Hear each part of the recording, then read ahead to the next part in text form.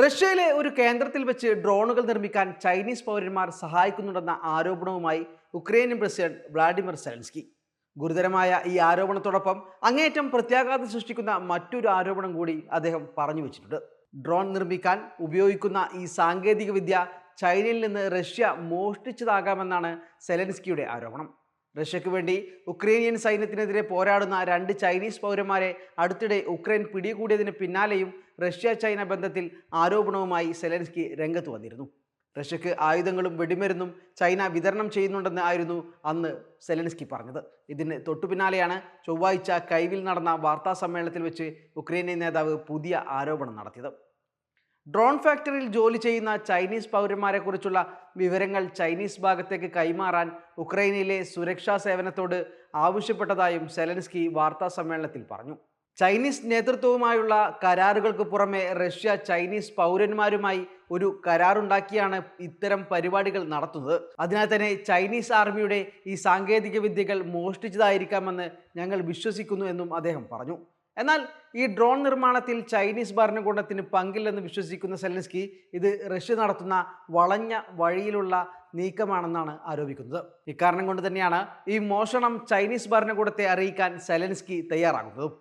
Russia മോഷ്ടിച്ച ഡ്രോണുകൾ പ്രവർത്തിക്കുന്നതിനുള്ള പ്രസക്തമായ ചൈനീസ് സാങ്കേതിക വിദ്യകൾ എന്താണെന്ന് ഞങ്ങളുടെ റിപ്പോർട്ടിലുണ്ട്.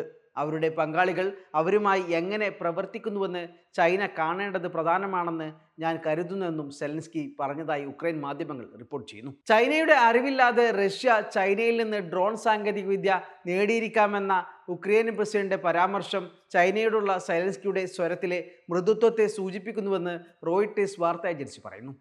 അതേസമയം ഉക്രൈനെതിരായ റഷ്യയുടെ യുദ്ധത്തിലെ പങ്കാളിത്തം ചൈന നിഷേധിച്ചു.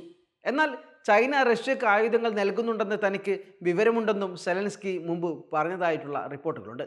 ഉക്രൈനെതിരായ സൈനിക നടപടിയിൽ ചൈനീസ് പൗരന്മാരുടെ പങ്കാളിത്തത്തിന്റെ വസ്തുതയെക്കുറിച്ചുള്ള ഗുരുതരമായ ആശങ്കകൾ പ്രകടിപ്പിക്കാൻ ചൈനീസ് അംബാസഡർ ഓ ഷെങ്കുനെ വിളിച്ചു വരുത്തിയതായി ഉക്രൈനിയൻ വിദേശകാര്യ മന്ത്രാലയം ചൊവ്വാഴ്ച അറിയിച്ചു. കുറഞ്ഞത് 155 ചൈനക്കാരെങ്കിലും റഷ്യൻ സൈന്യത്തോടൊപ്പം യുദ്ധം ചെയ്യുന്നുണ്ടെന്നാണ് ഉക്രൈന്റെ വിലയിരുത്തൽ. അവരിൽ 2 പേരെയാണ് അടുത്തിടെ ഉക്രൈൻ പിടികൂടിയത്. ഇതിനിടെ ഈ വസ്തുതകളുടെ തെളിവുകൾ ഉക്രൈനിയൻ സ്പെഷ്യൽ സർവീസ് ചൈനീസ് ഭാഗത്തിന് കൈമാറിയതായി ഉക്രൈനിന്റെ ഡെപ്യൂട്ടി വിദേശകാര്യ മന്ത്രാലയം അറിയിച്ചു.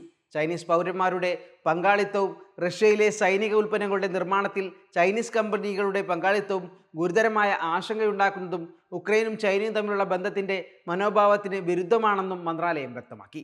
ഉക്രൈനെതിരായ ആക്രമണത്തിൽ റഷ്യയെ പിന്തുണക്കുന്നത് നിർത്താൻ നടപടികൾ സ്വീകരിക്കണമെന്ന് ഡെപ്യൂട്ടി വിദേശകാര്യമന്ത്രി ചൈനീസ് പക്ഷത്തോട് ആവശ്യപ്പെട്ടു. എന്നാൽ കഴിഞ്ഞ ആഴ്ചയിലും റഷ്യക്ക് ആയുധങ്ങൾ നൽകുന്ന കാര്യം ചൈന ശക്തമായി നിഷേധിച്ചിരുന്നു. സംഘർഷത്തിലെ ഒരു കക്ഷിക്കും ചൈനീസ് പക്ഷം ഒരിക്കലും മാരകായുധങ്ങൾ നൽകിയിട്ടില്ല. വിദേശകാര്യ മന്ത്രാലയ വക്താവ് ലിൻ ചിയാങ് വെള്ളിയാഴ്ച വ്യക്തമാക്കി.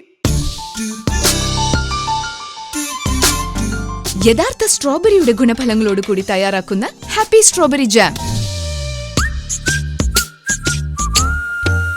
കോമ്പിനേഷൻ ഏതുമാവട്ടെ, നാവിൽ രുചിയുടെ പാരമ്യം അനുഭവിച്ചറിയുന്ന അനിർവചനീയ സ്വാദ്.